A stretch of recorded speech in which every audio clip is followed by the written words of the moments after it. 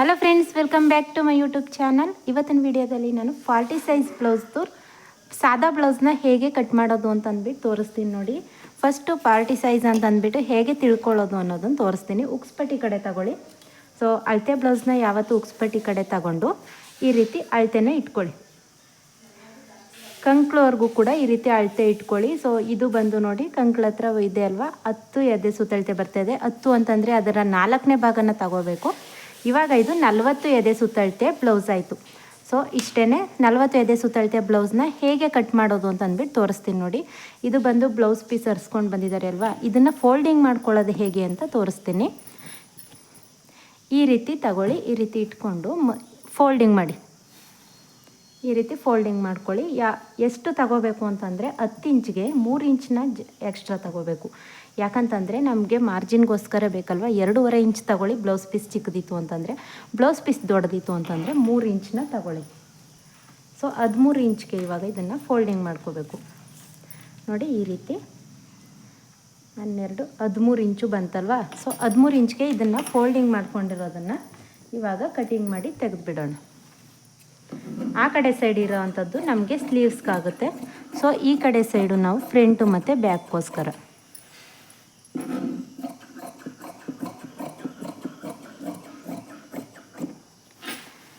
So ನೋಡಿ, ಇವಾಗ ಅಷ್ಟನ್ನು ತೆಗೆದು ಆದಮೇಲೆ ಇವಾಗ ನಾವು ಫಸ್ಟು ಬ್ಯಾಕ್ ಪಾರ್ಟ್ನ ಕಟ್ ಮಾಡ್ಕೊಳ್ಳೋಣ. ಇದಾದ ನಂತರ ಫ್ರಂಟ್ ಪಾರ್ಟ್ನ ಕಟ್ ಮಾಡ್ಕೊಳ್ಳೋಣ. ಸೊ ಇದರಲ್ಲಿ ನಾನು ಬ್ಯಾಕು ಮತ್ತು ಫ್ರಂಟು ಸಪ್ರೇಟ್ ಕಟ್ ಮಾಡ್ತಾ ಇದ್ದೀನಿ. ಸೊ ಇನ್ನೂ ಒಂದು ಮೆಥಡಲ್ಲಿ ಹೇಗೆ ಕಟ್ ಮಾಡ್ಬೋದು ಅಂತಂದರೆ, ಫ್ರಂಟು ಮತ್ತು ಬ್ಯಾಕು ಎರಡೂ ಕೂಡ ಒಂದೇ ಸಲ ಕಟ್ ಮಾಡ್ಬೋದು. ಸೊ ಅದು ಫ್ರಂಟು ಮತ್ತು ಬ್ಯಾಕು ಎರಡೂ ಒಂದೇ ಸಲ ಕಟ್ ಮಾಡೋದು ನಿಮ್ಗೆ ಏನಾದರೂ ಬೇಕು ಅಂತಂದರೆ ಕಮೆಂಟ್ ಮಾಡಿ, ನಾನು ಅದನ್ನು ಕೂಡ ತೋರಿಸ್ಕೊಡ್ತೀನಿ. ಕನ್ಫ್ಯೂಸ್ ಆಗುತ್ತೆ ಒಬ್ಬೊಬ್ರಿಗೆ, ಹಾಗಾಗಿ ಹೇಳ್ತಾ ಇದ್ದೀನಿ. ನಿಮಗೆ ಬೇಕು ಅಂತಂದರೆ ಕಮೆಂಟ್ ಮಾಡಿ, ನಾನು ತೋರಿಸ್ಕೊಡ್ತೀನಿ. ಫಸ್ಟು ಸಾದಾ ಬ್ಲೌಸ್ ಆಗಿರೋದ್ರಿಂದ 1.5 ಇಂಚ್ಗೆ ಒಂದು ಮಾರ್ಕ್ ಮಾಡ್ಕೊಳ್ಳಿ. ಇಲ್ಲಿ ನಾವು ಹೆಮ್ಮಿಂಗ್ ಬೇಕಾದರೆ ಹೆಮ್ಮಿಂಗ್ ಮಾಡ್ಕೋಬೋದು, ಇಲ್ಲ ಅಂತಂದರೆ ಸ್ಟಿಚಿಂಗ್ ಮಾಡ್ಕೋಬೋದು.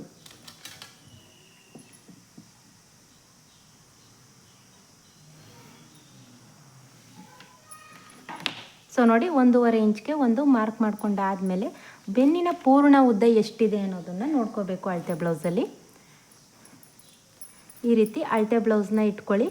ಭುಜದಿಂದ ನೋಡಿ, ಈ ರೀತಿ ಭುಜದಿಂದ ಪೂರ್ತಿ ಉದ್ದ ಎಷ್ಟಿದೆ ಅನ್ನೋದನ್ನು ನೋಡ್ಕೋಬೇಕು. 15 ಇಂಚ್ ಬರ್ತಾ ಇದೆ ಅಲ್ವಾ, 15 ಇಂಚ್ಗೆ ಒಂದು ಮಾರ್ಕ್ ಮಾಡ್ಕೊಳ್ಳಿ.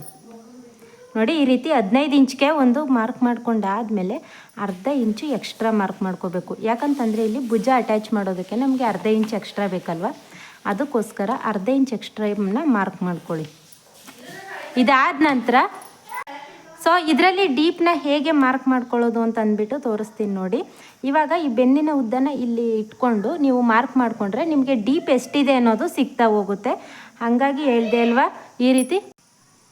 ಸೊ ನೋಡಿ, ಈ ರೀತಿ ಇಟ್ಕೊಂಡು ಮಾರ್ಕ್ ಮಾಡ್ಕೊಳ್ಬೋದು, ಇಲ್ಲ ಅಂತಂದರೆ ಈ ರೀತಿ ಕೂಡ ಇಟ್ಕೊಂಡು ಮಾರ್ಕ್ ಮಾಡ್ಕೋಬೋದು. ಸೊ ಬೆಸ್ಟ್ ಅಂತಂದರೆ ಈ ರೀತಿ ಇಟ್ಕೊಳ್ಳಿ, ನಿಮಗೆ ಅಳತೆ ಅನ್ನೋದು ಪರ್ಫೆಕ್ಟಾಗಿ ಸಿಗ್ತಾ ಹೋಗುತ್ತೆ. ನೋಡಿ, 5 ಇಂಚ್ ಇದೆ ಅಲ್ವಾ, 5 ಇಂಚ್ಗೆ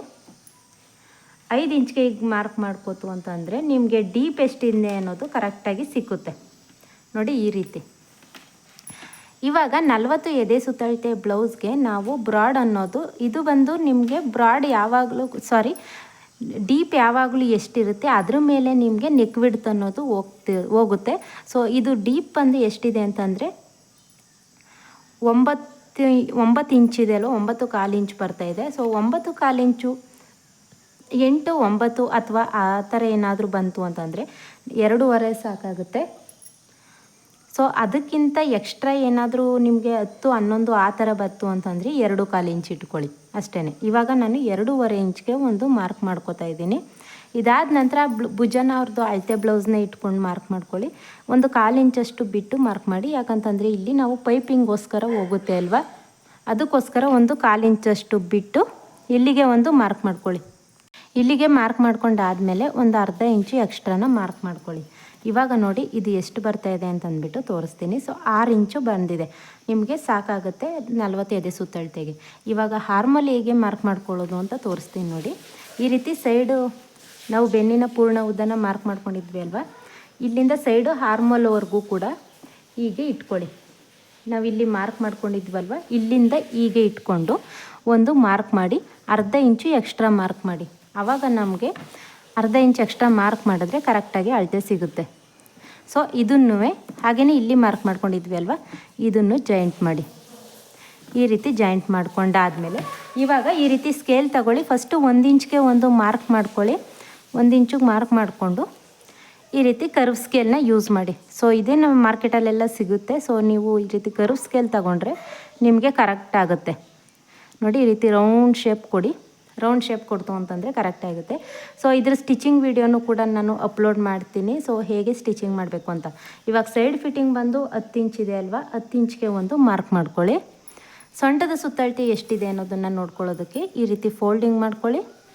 ಸೊ ಬ್ಯಾಕ್ ಹತ್ರ ಈ ರೀತಿ ಫೋಲ್ಡಿಂಗ್ ಮಾಡಿಕೊಂಡು ಒಂದು ಮಾರ್ಕ್ ಮಾಡ್ಕೊಳ್ಳಿ. ಮಾರ್ಕ್ ಮಾಡಿಕೊಂಡು ಇಲ್ಲಿಗೆ ನಾವು 1 ಇಂಚು ಎಕ್ಸ್ಟ್ರಾ ತಗೋಬೇಕು. ಯಾಕಂತಂದರೆ ಇಲ್ಲಿ ಬ್ಯಾಕ್ ಡಾಟ್ಗೆ ಹೋಗುತ್ತೆ ಅಲ್ವಾ. 1 ಇಂಚ್ ಎಕ್ಸ್ಟ್ರಾ ತಗೊಂಡು ಎರಡನ್ನೂ ಜಾಯಿಂಟ್ ಮಾಡಿ. ನೋಡಿ, ಇವಾಗ ಸ್ಟ್ರೈಟ್ ಲೈನ್ ಬಂತು. ಈ ರೀತಿ ಸ್ಟ್ರೈಟ್ ಲೈನ್ ಬಂದರೆ ಇವಾಗ ಇದಿಷ್ಟು ಆಯಿತು. ಈಗ ಡೀಪ್ ಅನ್ನೋದು ಇಲ್ಲಿ ಬಂದು 2.5 ಇಂಚ್ ಇದೆ ಅಲ್ವಾ, ಇಲ್ಲಿ ಬಂದು 3 ಇಂಚ್ ತಗೊಳ್ಳಿ. ಆವಾಗ ನಿಮಗೆ ಬ್ರಾಡ್ ಅನ್ನೋದು ಸ್ವಲ್ಪ ಸಿಗುತ್ತೆ. ಸೊ ಆವಾಗ ನಿಮಗೆ ಸರಿ ಹೋಗುತ್ತೆ. ನಾವು ಸ್ಟಿಚ್ ಮಾಡಿದಾಗ ಬ್ರಾಡ್ ಕೇಳ್ತಾರೆ ಅಂದರೆ ಆವಾಗ ನಿಮಗೆ ಸರಿ ಹೋಗುತ್ತೆ. ಇಲ್ಲೂ ಕೂಡ ಅಷ್ಟೇ ಕರ್ವ್ ಸ್ಕೇಲ್ನ ತಗೊಂಡು ಈ ರೀತಿ ರೌಂಡ್ ಶೇಪ್ ಅನ್ನೋದನ್ನು ಕೊಡಿ. ನೋಡಿ, ಇದಿಷ್ಟು ಆಯ್ತಲ್ವಾ. ಇದರಲ್ಲಿ ಏನೇ ಡೌಟ್ಸ್ ಇದ್ದರೂ ಕೂಡ ನನಗೆ ಕಮೆಂಟ್ ಮಾಡಿ ತಿಳಿಸಿ. ಸೊ ತುಂಬಾ ಸಿಂಪಲ್ಲಾಗಿ ಆಯಿತು. ಇದನ್ನು ಕಟಿಂಗ್ ಮಾಡಿ ತೆಗೆಯೋಣ.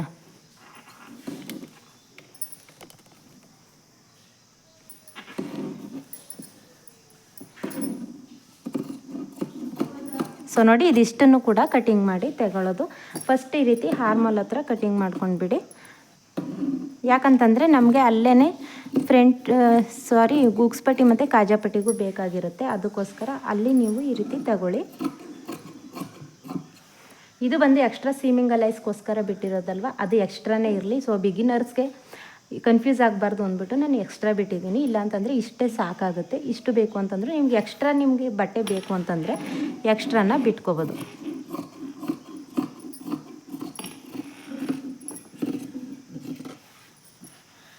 ಸೊ ನೋಡಿ, ಇಲ್ಲಿಗೆ ಕರೆಕ್ಟಾಗಿ ಬಂತು.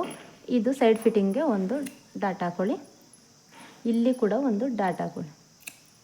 ಆವಾಗ ನಾವು ಅಟ್ಯಾಚ್ ಮಾಡುವಾಗ ನೀಟಾಗಿ ಅಟ್ಯಾಚನ್ನು ಮಾಡ್ಕೊಂಡು ಹೋಗ್ಬೋದು.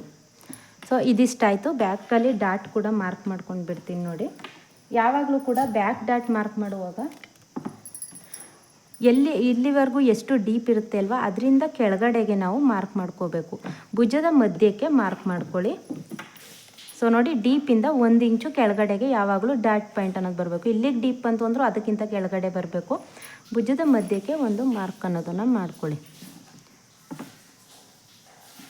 ಸೊ ಈ ಕಡೆ 1/2 ಇಂಚು, ಹಾಗೆಯೇ ಈ ಕಡೆ 1/2 ಇಂಚು. ಸೊ ನೋಡಿ, ಇದಿಷ್ಟು ಆಯಿತು. ಇವಾಗ ಫ್ರಂಟ್ ಪಾರ್ಟ್ನ ಕಟ್ ಮಾಡ್ಕೊಳ್ಳೋಣ. ಫ್ರಂಟ್ ಪಾರ್ಟ್ಗೂ ಕೂಡ ಅಷ್ಟೇ 2.5 ಇಂಚು ಆ ಕಡೆ ಯಾವ ರೀತಿ ಇಟ್ಟಿದ್ವಿ ಅಲ್ವಾ, ಅದೇ ರೀತಿ 2.5 ಇಂಚ್ ಇಟ್ಕೊಳ್ಳಿ. ಇಲ್ಲಿ 3.5 ಇಂಚ್ ಇಟ್ಕೊಳ್ಳಿ. ಹಾರ್ಮೋಲ್ ಬಂದು ಸೊ ಇದನ್ನೇ ಈ ರೀತಿ ಇಟ್ಕೊಂಡು ಬ್ಯಾಕ್ ಪಾರ್ಟ್ನ ನೋಡಿ ಕರೆಕ್ಟಾಗಿ ಈ ರೀತಿ ಇಟ್ಕೊಳ್ಳಿ. ನಿಮಗೆ ಹಾರ್ಮೋಲ್ ಅನ್ನೋದು ಕರೆಕ್ಟಾಗಿ ಮಾರ್ಕ್ ಮಾಡ್ಕೋಬೋದು. ಆವಾಗ ಇಲ್ಲಿಗೊಂದು ಮಾರ್ಕ್ ಮಾಡ್ಕೊಳ್ಳಿ. ಸೊ ಇದನ್ನು ಸೇರಿಸ್ಕೊಳ್ಳೋಣ. ಇವಾಗ ನೋಡಿ, ಈ ರೀತಿ ಸೇರಿಸ್ಕೊಂತು ಅಂತ ಅಂದರೆ ನಿಮಗೆ ಹಾರ್ಮೋಲ್ ಅನ್ನೋದು ಕರೆಕ್ಟಾಗಿ ಸಿಗ್ತಾ ಹೋಗುತ್ತೆ.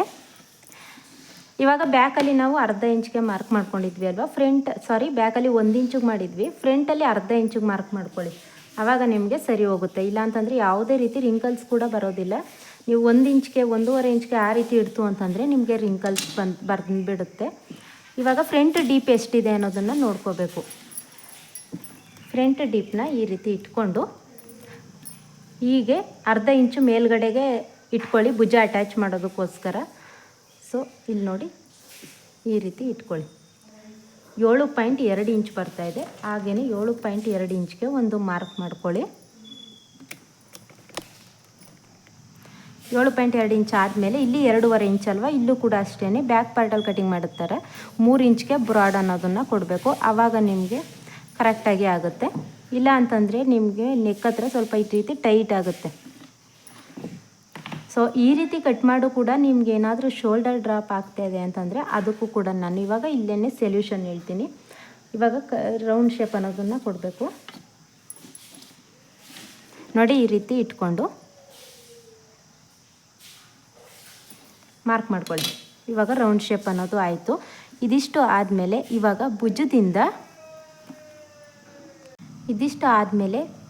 ನಾವು ಭುಜದಿಂದ ಬೆಲ್ಟ್ ಪಟ್ಟಿ ಅಟ್ಯಾಚ್ ಮಾಡಿರ್ತಾರೆ ಅಲ್ವಾ, ಅಲ್ಲಿವರೆಗೂ ಕೂಡ 1/2 ಇಂಚು ಬಿಟ್ಟು ಮಾರ್ಕ್ ಮಾಡ್ಕೋಬೇಕು. ಈ ರೀತಿ 1/2 ಇಂಚನ್ನ ಬಿಟ್ಟು ಈ ರೀತಿ ಬೆಲ್ಟ್ ಪಟ್ಟಿವರೆಗೂ ಕೂಡ ಒಂದು ಮಾರ್ಕ್ ಮಾಡ್ಕೊಳ್ಳಿ.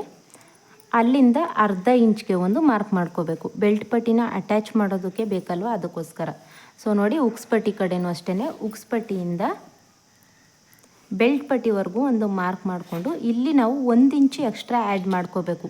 ಯಾಕಂತಂದರೆ 1 ಇಂಚು ಇಲ್ಲಿ ಡಾಟ್ಗೆ ಹೋಗುತ್ತೆ, ಹಾಗೆಯೇ ಬೆಲ್ಟ್ ಪಟ್ಟಿ ಅಟ್ಯಾಚ್ ಮಾಡೋದಕ್ಕೂ ಹೋಗುತ್ತೆ.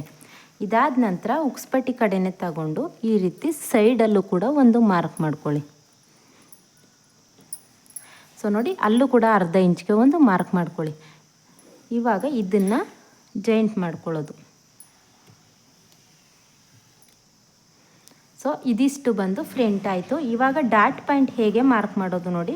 ಇದರ 2ರ ಮಧ್ಯಕ್ಕೆ ನಾವು 2.5 ಇಂಚ್ಗೆ ಒಂದು ಮಾರ್ಕ್ ಮಾಡ್ಕೊಳ್ಳಿ. ಭುಜದ ಮಧ್ಯದಿಂದ ಇಲ್ಲಿ ಬಂದು ನಾವು 2.5 ಇಂಚ್ಗೆ ಒಂದು ಮಾರ್ಕ್ ಮಾಡ್ಕೊಳ್ಳಿ. ಸೊ 40 ಸೈಜ್ ಅಂತಂದರೆ ಸ್ವಲ್ಪ ಚೆಸ್ಟ್ ಜಾಸ್ತಿ ಇರುತ್ತೆ ಅಲ್ವಾ, ಹಾಗಾಗಿ ಈ ಕಡೆ 1 ಇಂಚು ಮತ್ತು ಈ ಕಡೆ 1 ಇಂಚು. ನಿಮಗೆ ಚೆಸ್ಟ್ ಜಾಸ್ತಿ ಇತ್ತು ಅಂತಂದರೆ 1 ಇಂಚ್ ತಗೊಳ್ಳಿ. ಸೊ 40 ಸೈಜ್ ಆಗಿ ಚೆಸ್ಟ್ ಕಡಿಮೆ ಇತ್ತು ಅಂತಂದರೆ ಅರ್ಧ ಇಂಚ್ ತಗೊಳ್ಳಿ. ಇದಾದ ನಂತರ ಇಲ್ಲಿ ರೌಂಡ್ ಶೇಪ್ನ ಕೊಟ್ಟಿರ್ತೀವಿ ಅಲ್ವಾ, ಇಲ್ಲಿಂದ ತಗೋಬೇಕಾಗುತ್ತೆ. ಸೊ ಇಲ್ಲಿಂದ ಕರೆಕ್ಟಾಗಿ 4 ಇಂಚ್ಗೆ ಒಂದು ಮಾರ್ಕ್ ಮಾಡ್ಕೊಳ್ಳಿ. ಇದಿಷ್ಟು ಡಾಟ್ ಪಾಯಿಂಟ್ ಆಯಿತು. ಸೊ ಇವಾಗ ಇದನ್ನೆಲ್ಲ ಕಟಿಂಗ್ ಮಾಡ್ಕೊಳ್ಳೋಣ. ನಾವು ಫ್ರಂಟಲ್ಲಿ ಬಂದು ಬ್ಯಾಕಲ್ಲಿ 10 ಇಂಚ್ಗೆ ಮಾರ್ಕ್ ಮಾಡ್ಕೊಂಡಿದ್ವಿ ಅಲ್ವಾ, ಇದೇ ರೀತಿ ಫ್ರಂಟಲ್ಲಿ 10.5 ಇಂಚ್ಗೆ ಮಾರ್ಕ್ ಮಾಡ್ಕೊಳ್ಳಿ. ಯಾಕಂತಂದರೆ ಇಲ್ಲಿ ಉಕ್ಸ್ ಪಟ್ಟಿ ಮತ್ತು ಕಾಜಾಪಟ್ಟಿಗೆ ಹೋಗುತ್ತೆ. ಸೈಡ್ ಫಿಟ್ಟಿಂಗ್ನ ಮೊದಲೇ ಈ ರೀತಿ ಮಾರ್ಕ್ ಮಾಡಿಕೊಂಡು ಕಟಿಂಗ್ ಮಾಡ್ತೀವಿ ಅಂತಂದರೆ 10.5 ಇಂಚ್ಗೆ ಮಾರ್ಕ್ ಮಾಡ್ಕೊಳ್ಳಿ. ಇಲ್ಲ ಗುಂಡಿ ಉಕ್ಸು ಮತ್ತು ಕಾಜಾಪಟ್ಟಿ ಎರಡೂ ಕೂಡ ಸ್ಟಿಚಿಂಗ್ ಎಲ್ಲ ಆದಮೇಲೆ ಲಾಸ್ಟಲ್ಲಿ ಸೈಡ್ ಫಿಟ್ಟಿಂಗ್ ಮಾಡ್ತೀವಿ ಅಂತಂದರೆ 10 ಇಂಚ್ಗೆ ಮಾರ್ಕ್ ಮಾಡ್ಕೋಬೇಕು. ನೋಡಿ, ಅಲ್ಲೇ ಮಾರ್ಕ್ ಮಾಡ್ಕೋಬೋದು. ಇವಾಗ ನಾನು 10.5 ಇಂಚ್ಗೆ ಮಾರ್ಕ್ ಮಾಡಿ ತೋರಿಸ್ತೀನಿ, ಯಾಕಂದರೆ ಉಕ್ಸ್ ಪಟ್ಟಿ ಮತ್ತು ಕಾಜಾಪಟ್ಟಿಗೂ ಬೇಕು, ಹಾಗಾಗಿ. ಇವಾಗ ನೆಕ್ ಹತ್ರನೂ ಕೂಡ ಹಾರ್ಮಲ್ ಹತ್ರನೂ ಕೂಡ ಕಟಿಂಗ್ ಮಾಡ್ಕೊಳ್ಳೋಣ. 1/2 ಇಂಚ್ಗೆ ಸಾಕಾಗುತ್ತೆ. ಸೊ ಇದನ್ನು ನೀವು 3/4 ಇಂಚು 1.5 ಇಂಚು ಆ ಥರ ಹಿಡಿದ್ರೆ ನಿಮಗೆ ಬಟ್ಟೆ ಅನ್ನೋದು ಎಕ್ಸ್ಟ್ರಾ ಮಿಕ್ಕೊಂಡಾಗ್ಲೇ ಇಲ್ಲಿ ರಿಂಕಲ್ಸ್ ಅನ್ನೋದು ಬರೋದು. ಸೊ ಬಟ್ಟೆ ಎಕ್ಸ್ಟ್ರಾ ಮಿಕ್ನಿಲ್ಲ ಅಂತಂದರೆ ಯಾವುದೇ ರೀತಿ ರಿಂಕಲ್ಸ್ ಬರೋದಿಲ್ಲ.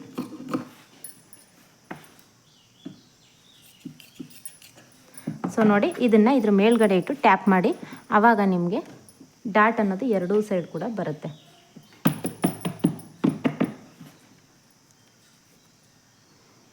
ನೋಡಿ, ಈ ಕಡೆ ಸೈಡ್ ಕೂಡ ಡಾಟ್ ಬಂತು.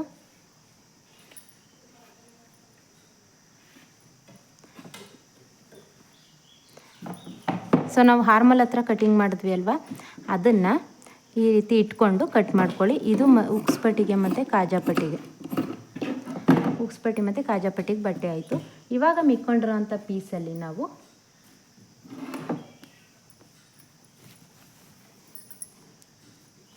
ಸ್ಲೀವ್ಸ್ನ ಕಟ್ ಮಾಡ್ಕೊಳ್ಳೋಣ. ಈ ರೀತಿ 4 ಫೋಲ್ಡ್ ಮಾಡ್ಕೊಳ್ಳಿ. ಈ ರೀತಿ 4 ಫೋಲ್ಡಿಂಗ್ ಮಾಡ್ಕೊಂಡಾದಮೇಲೆ ಫಸ್ಟು 1.5 ಇಂಚ್ಗೆ ಒಂದು ಮಾರ್ಕ್ ಮಾಡ್ಕೊಳ್ಳಿ. 1.5 ಇಂಚ್ಗೆ ಮಾರ್ಕ್ ಮಾಡ್ಕೊಳ್ಳೋದು ಯಾಕೆ ಅಂತಂದರೆ ನಾವು ಮಡಚಿ ಎಮ್ಮಿಂಗ್ ಮಾಡಬೇಕು, ಹಾಗಾಗಿ 1.5 ಇಂಚ್ಗೆ ಒಂದು ಮಾರ್ಕ್ ಮಾಡ್ಕೊಳ್ಳಿ. ಸೊ 1.5 ಇಂಚ್ಗೆ ಈ ರೀತಿ ಮಾರ್ಕ್ ಮಾಡ್ಕೊಳ್ಳಿ. ಫಸ್ಟು 1.5 ಇಂಚ್ ಮಾರ್ಕ್ ಮಾಡಿಕೊಂಡು ಅಲ್ಲಿಗೆ ಒಂದು ಲೈನ್ ಹಾಕ್ಕೊಳ್ಳಿ. ನೋಡಿ, ಈ ರೀತಿ ಲೈನ್ ಹಾಕ್ಕೊಂಡಾದಮೇಲೆ ಸ್ಲೀವ್ಸ್ನ ಇದ್ರ ಮೇಲ್ಗಡೆನೇ ಇಟ್ಕೊಳ್ಳೋಣ. ನೋಡಿ, ಈ ರೀತಿ ನೀಟಾಗಿ ಕರೆಕ್ಟಾಗಿ ಸ್ಲೀವ್ಸ್ನ ಮೇಲ್ಗಡೆ ಇಟ್ಕೊಳ್ಳಿ. ಆವಾಗ ನಿಮಗೆ ಸಿಗ್ತಾ ಹೋಗುತ್ತೆ, ಕರೆಕ್ಟ್ ಅಳತೆ ಸಿಗುತ್ತೆ. ಸೊ ನೋಡಿ, ಸ್ಲೀವ್ಸ್ ಮುಂಭಾಗನೂ ಕೂಡ ಹೀಗೆ ಇಟ್ಕೊಂಡು ಒಂದು ಮಾರ್ಕ್ ಮಾಡ್ಕೊಳ್ಳಿ. ನೋಡಿ, ಇಲ್ಲೂ ಕೂಡ ಒಂದು ಮಾರ್ಕ್ ಮಾಡ್ಕೊಳ್ಳಿ. ಹಾಗೆಯೇ ಆರ್ಮೋಲ್ ಹತ್ರ ಕೂಡ ಒಂದು ಮಾರ್ಕ್ ಮಾಡ್ಕೊಳ್ಳಿ. ಇವಾಗ ಈ ರೀತಿ ಮಧ್ಯಕ್ಕೆ ಫೋಲ್ಡಿಂಗ್ ಮಾಡಿ, ಸೊ ಬ್ಯಾಕ್ ಪಾರ್ಟ್ ಸೈಡ್ ಬರಬೇಕು. ಫ್ರಂಟ್ ಪಾರ್ಟಲ್ಲಿ ತಗೋಬೇಡಿ, ಬ್ಯಾಕ್ ಪಾರ್ಟಲ್ಲಿ ತಗೊಳ್ಳಿ. ಯಾಕಂತಂದರೆ ಫ್ರಂಟ್ ಪಾರ್ಟಲ್ಲಿ ಶೇಪ್ ತೆಗಿಬೇಕಲ್ವ, ಸೊ ಹಂಗಾಗಿ ಈ ರೀತಿ ನಾನು ಶೇಪ್ ತೆಗಿಯೋಕ್ಕೆ ಬರೋದಿಲ್ಲ ಅನ್ನೋರಿಗೆ ಈ ಥರ ತೋರಿಸ್ತಾ ಇದ್ದೀನಿ ನೋಡಿ. ಇಲ್ಲೂ ಕೂಡ ಒಂದು ಮಾರ್ಕ್ ಮಾಡಿಕೊಂಡು ಈ ರೀತಿ ಶೇಪ್ ಕೊಡಿ. ಇಷ್ಟೇ, ತುಂಬಾ ಈಸಿಯಾಗಿ ಮಾಡ್ಕೋಬೋದು. ಈಗ ಇದನ್ನು ಕಟ್ಟಿಂಗ್ ಮಾಡ್ಕೊಳ್ಳೋಣ. ಅರ್ಧ ಇಂಚ್ ಎಕ್ಸ್ಟ್ರಾ ಕಟ್ ಮಾಡ್ತಾಯಿದ್ದೀನಿ, ಅಟ್ಯಾಚ್ ಮಾಡೋದಕ್ಕೆ ನಾನು ಕಟ್ ಮಾಡಿಲ್ಲ ಹಾಗಾಗಿ. ಸೊ ಅವ್ರದ್ದು ಬಂದು ಇಲ್ಲಿಗೆ ಬಂತಲ್ವ, ಅದಕ್ಕೋಸ್ಕರ ಪೀಸ್ನ ಅಟ್ಯಾಚ್ ಮಾಡಲೇಬೇಕು ಎರಡೂ ಸೈಡ್ ಕೂಡ.